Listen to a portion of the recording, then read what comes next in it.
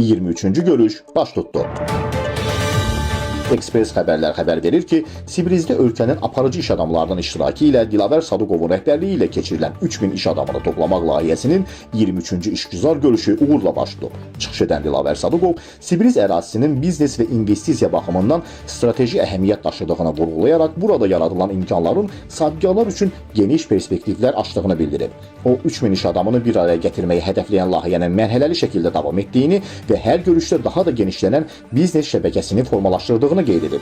Daha sonra Giz Sığorta şirkətinin əməkdaşı Nərmin Həsənova çıxış edərək sığortanın biznes və fərdi həyat üçün əhəmiyyətindən danışıb. O xüsusilə kasko sığortasının vacibliyini önə çəkərək avtomobil sahiblərinin gözlənilməz risklərə qarşı maliyyə təhlükəsizliyinin təmin olunmasında bu sığorta növünün mühüm rol oynadığını vurğulayıb. Nərmin Həsənova həmçinin Giz Sığortanın çevik şərtlər və operativ xidmətlə müştərilərə etibarlı sığorta həlləri təqdim etdiyini bildirib.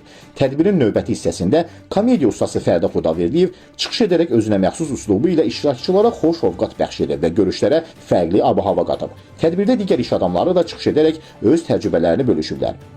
Daha sonra Ekspres xəbərlərin rəhbəri Fərid Hüseynov çıxış edərək bu cür işgüzar platformaların sahibkarlar arasında əlaqələrin möhkəmləndirilməsində mühüm rol oynadığını qeyd edib. O Ekspres xəbərlərin bundan sonra da yerli biznes təşəbbüslərinə media dəstəyi göstərməyə davam edəcəyini vurğulayıb.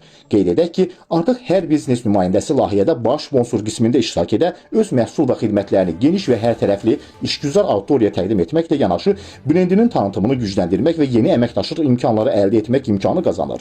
Bu imkanlardan yararlanmaq istəyən şirkət rəhbərləri birbaşa Dilavər Sadıqova müraciət edə bilərlər.